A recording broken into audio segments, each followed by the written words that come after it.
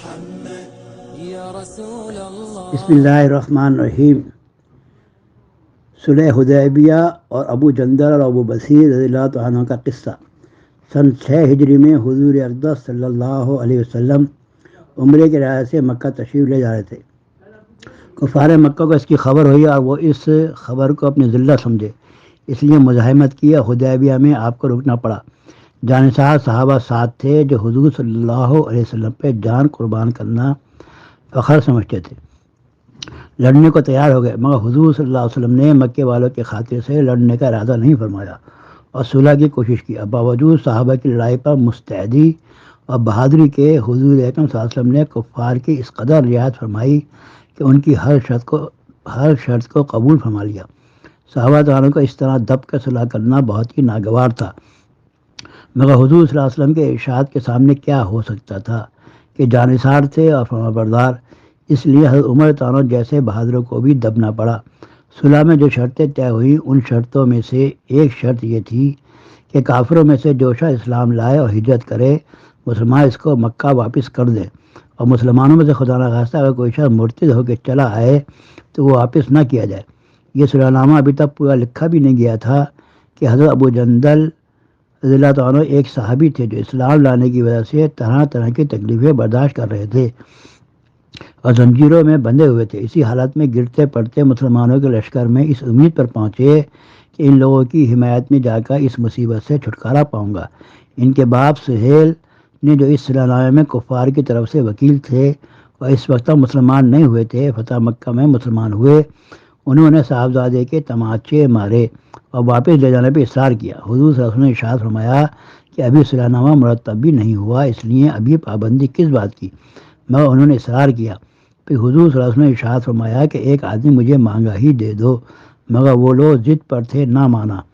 ابو جندل رضی اللہ عنہ نے مسلمانوں کو پکار کے فریاد بھی کی کہ میں مسلمان ہو کر آیا ہوں اور کتنی مصیبتیں اٹھا چکا، اب واپس کیا جا رہا ہوں۔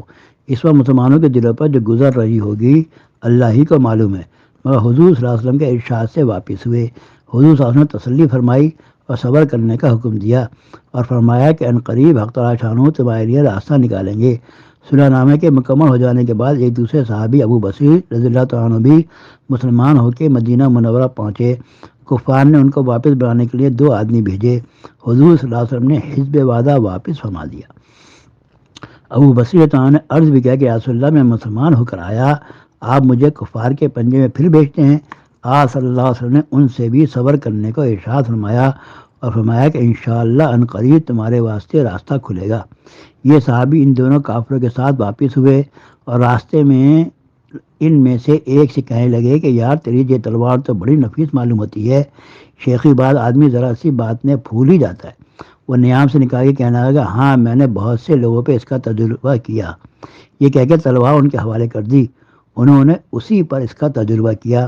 دوسرا ساتھی یہ دیکھ کر کہ ایک کو تو نمٹا دیا، میرا نمبر ہے، بھاگا ہوا مدینہ آیا، حضور اکرم صلی اللہ علیہ وسلم کی خدمت میں حاضر ہو کے عرض کیا میرا ساتھی مر چکا ہے، اب میرا نمبر ہے۔ اس کے بعد ابو بصیر پہنچے اور عرض کیا یا رسول اللہ، آپ اپنا وعدہ پورا فرما چکے، مجھے واپس کر دیا اور مجھ سے کوئی عہد ان لوگوں کا نہیں ہے جس کی ذمہ داری ہو، وہ مجھے میرے دین سے ہٹاتے ہیں، اس لیے میں نے یہ کیا۔ حضور صلی اللہ علیہ وسلم نے فرمایا کہ لڑائی بھڑکانے والا ہے، کاش کوئی اس کا معین و مددگار ہوتا۔ وہ اس کلام سے سمجھ گئے کہ اب بھی اگر کوئی میری طلب میں آئے گا تو میں واپس کر دیا جاؤں گا، اس لیے وہاں سے چل کر سمندر کے کنارے ایک جگہ آ پڑے۔ مکے والوں کے اس قصے کا حال معلوم ہوا تو ابو جندل تعالیٰ بھی، جن کا قصہ پہلے گزر چکا، چھپ کر وہیں پہنچ گئے۔ اس طرح جو شخص مسلمان ہوتا وہ ان کے ساتھ جا ملتا۔ چند روز میں یہ ایک مختصر جماعت ہو گئی۔ جنگل میں جہاں نہ کھانے کا کوئی انتظام، نہ وہاں باغات اور آبادیاں، اس لیے ان لوگوں پہ جو گزری ہوگی وہ تو اللہ ہی کو معلوم ہے، مگر جن ظالموں کے ظلم سے پریشان ہو کے یہ لوگ بھاگتے تھے ان کا ناطقہ بند کر دیا۔